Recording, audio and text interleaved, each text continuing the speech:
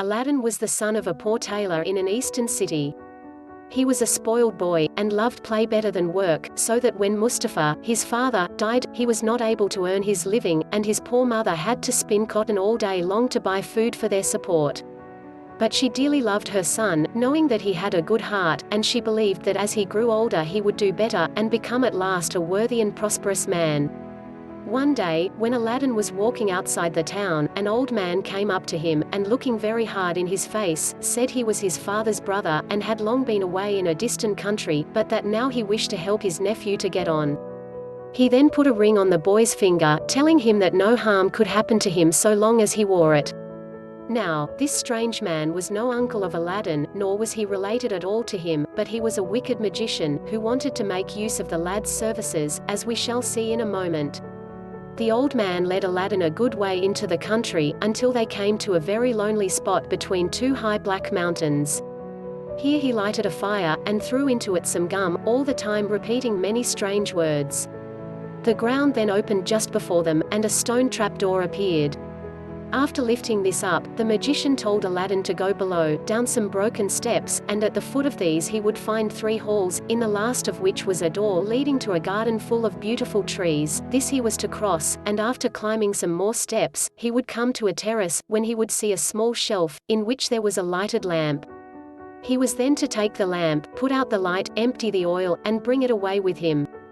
Aladdin found all the magician had told him to be true. He passed quickly but cautiously through the 3 halls, so as not even to touch the walls with his clothes, as the magician had directed.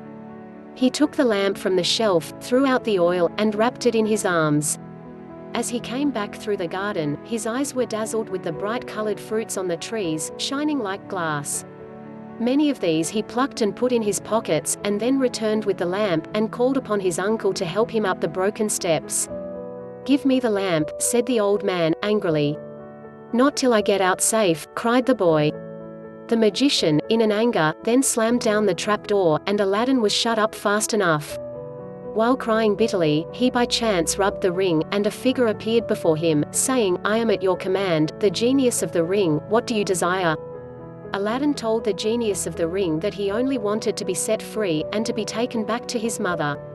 In an instant he found himself at home, very hungry, and his poor mother was much pleased to see him again. He told her all that had happened. She then felt curious to look at the lamp he had brought, and began rubbing it, to make it shine brighter. Both were quite amazed at seeing rise before them a strange figure. This proved to be the genius of the lamp, who asked for their commands. On hearing that food was what they most wanted, a servant instantly entered with the most delicious food upon a dainty dish of silver, and with silver plates for them to eat from. Aladdin and his mother feasted upon the rich fare brought to them, and sold the silver dish and plates, on the earnings of which they lived happily for some weeks. Aladdin was now able to dress well, and in taking his usual walk, he one day chanced to see the Sultan's daughter coming with her attendants from the baths. He was so much struck with her beauty, that he fell in love with her at once, and told his mother that she must go to the Sultan, and ask him to give the princess to be his wife. The poor woman said he must be crazy, but her son not only knew what a treasure he had got in the magic lamp, but he had also found how valuable were the shining fruits he had gathered, which he thought at the time to be only colored glass. At first he sent a bowlful of these jewels, for so they were, to the Sultan, who was amazed at their richness, and said to Aladdin's mother, "Your son shall have his wish, if he can send me, in a week, 40 bowls like this, carried by 20 white and 20 black attendants, handsomely dressed." He thought by this to keep what he had got, and to hear no more of Aladdin. But the genius of the lamp soon brought the bowls of jewels and the attendants, and Aladdin's mother went with them to the Sultan. The Sultan was overjoyed at receiving these rich gifts, and at once agreed that the Princess Bulbul should be the wife of Aladdin. The happy youth then summoned the genius of the lamp to assist him, and shortly set out for the palace. He was dressed in a handsome suit of clothes, and rode a beautiful horse. By his side marched a number of attendants, scattering handfuls of gold among the people. As soon as they were married, Aladdin ordered the genius of the lamp to build, in the course of a night, a most superb palace, and there the young couple lived quite happily for some time. One day, when Aladdin was out hunting with the Sultan, the wicked magician, who had heard of his good luck, and wished to get hold of the magic lamp, cried out in the streets, "New lamps for old ones!" A silly maid in the palace, hearing this, got permission from the princess to change Aladdin's old lamp, which she had seen on a stand where he always left it, for a new one, and so the magician got hold of it. As soon as the magician had safely got the lamp, he caused the genius to remove the palace, and Bulbul within it, to Africa. Aladdin's grief was very great, and so was the rage of the Sultan at the loss of the princess, and poor Aladdin's life was in some danger, for the Sultan threatened to kill him if he did not find his daughter in 3 days. Aladdin first called upon the genius of the ring to help him, but all he could do was to take him to Africa. The princess was rejoiced to see him again, but was very sorry to find that she had been the cause of all their trouble by parting with the wonderful lamp. Aladdin, however, consoled her, and told her that he had thought of a plan for getting it back.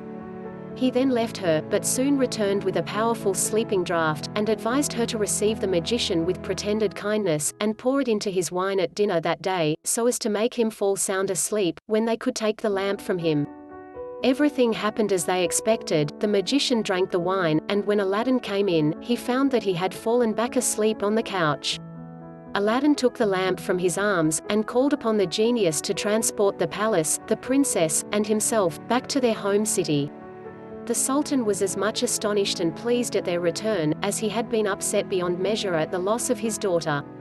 As for Aladdin with his lovely wife Bulbul, they lived long and happy lives afterwards, enjoying their good fortune. It's an U&H Creativity production.